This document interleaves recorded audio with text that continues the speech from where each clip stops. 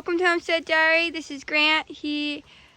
And I'm Winter, and we're here with Fathom and Gaia, and we're here with Ash and Black Beauty.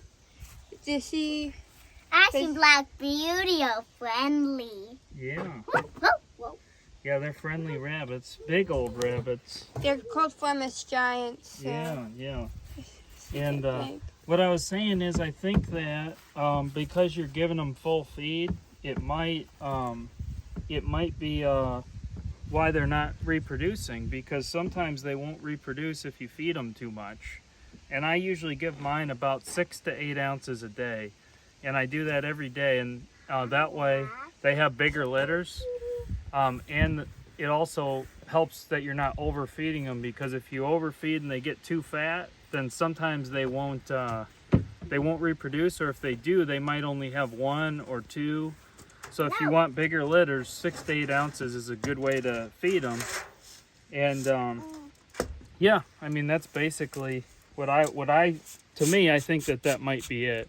You know, you might need to put them on a diet if I was guessing, but I don't know. I don't know 100%, but that would be my first guess because of the full feed, that it might be holding them back. So that's Ash and that's Black Beauty. Yeah.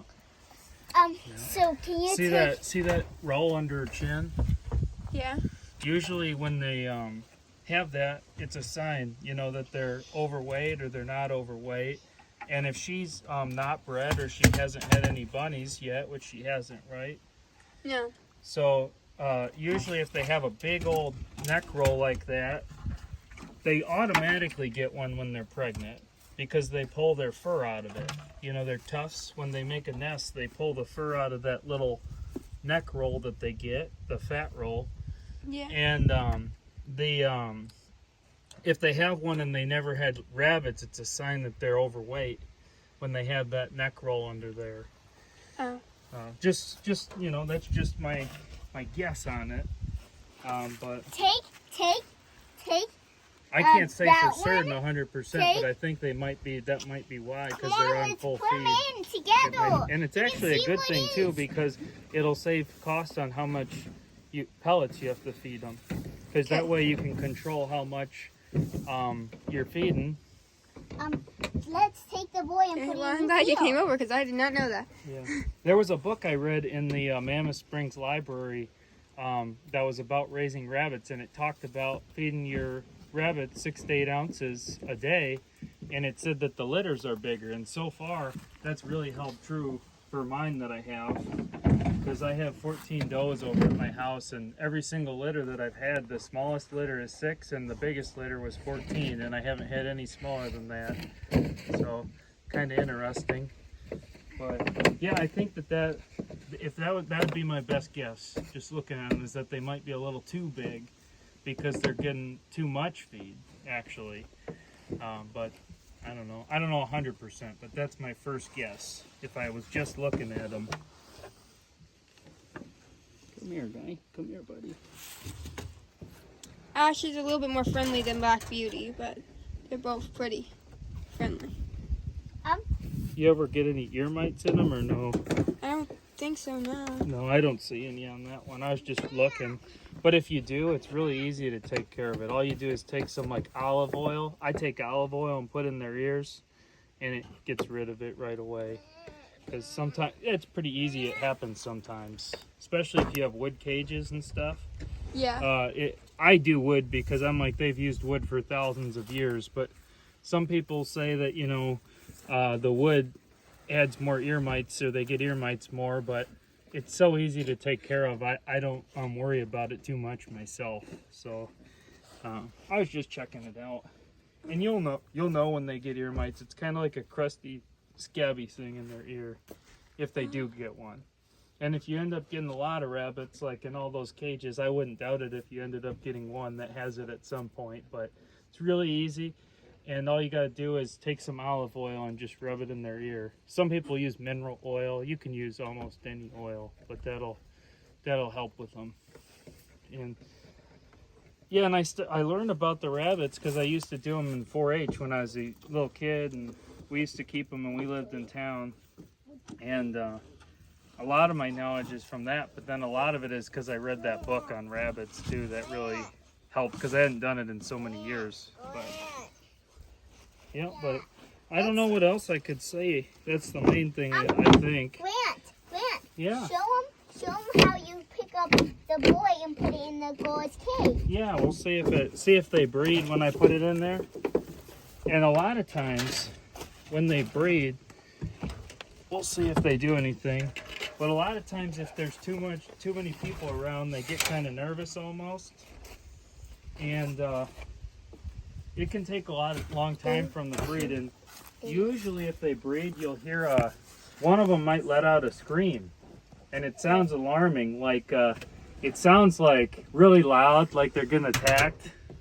Sometimes if they breed and the male screams, it's actually usually not the female, it's the male that screams usually, and it sounds really loud. And every time I hear it, I'm like, I better go check on them and make sure. And then I realize it was just that they were breeding.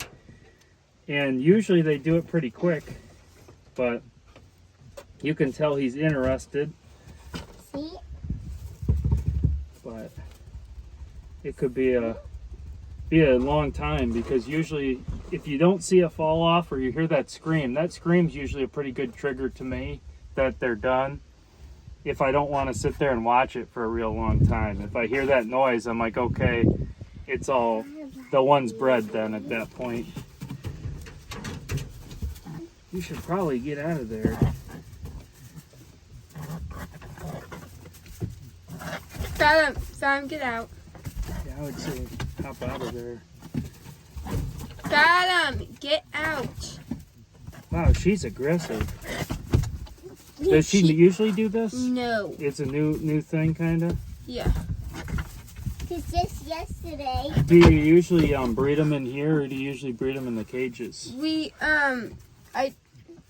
Yesterday we did it in here, but we did it like one more time in his cage. Okay. Yeah, I usually bring mine to the buck's cage too, because usually a lot of times they will breed sometimes in the female's cage, but a lot of times the female gets really defensive. Yeah, I watched a video and they said that they did like table breeding or something, Mm-hmm.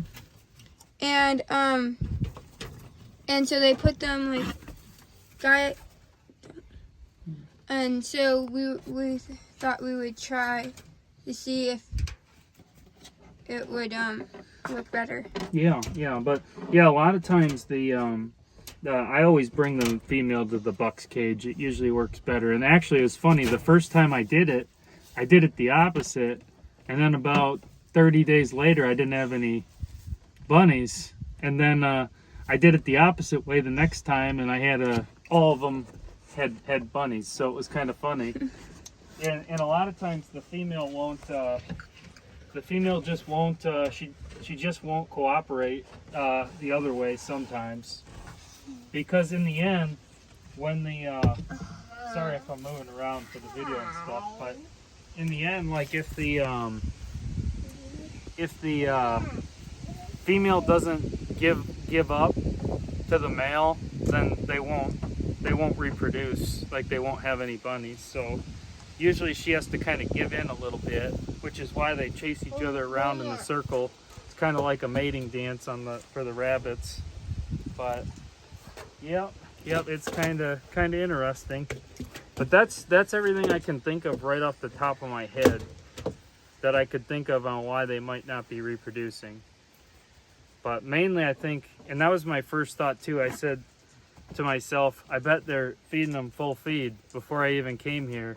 That was my kind of thought. I said, I bet they're eating unlimited. And I can kind of tell looking at the buck too. Sometimes it can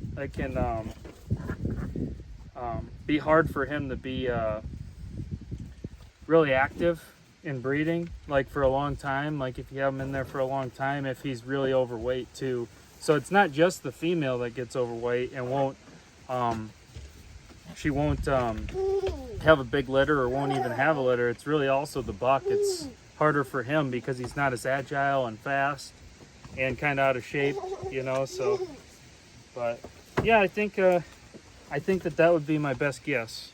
But Well, thank you. yeah. Yeah, absolutely. Happy to help out, and hopefully hopefully that can help them reproduce. And with these ones, I would say because they're so big, because they're Flemish, I would say don't go down the 6 to 8 ounces first. You know, wean them down slow.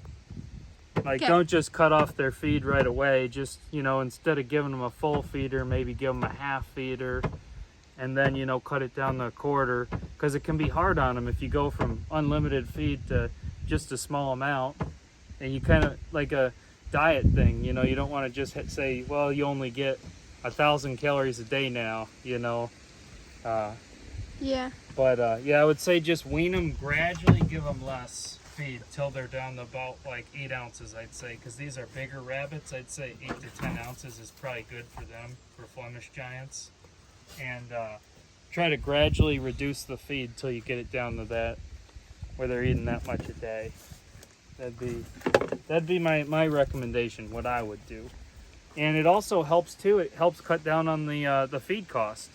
So they'll have bigger litters, they'll reproduce, and they'll also, you'll feed them less. That way you can control your cost a little better. What's up?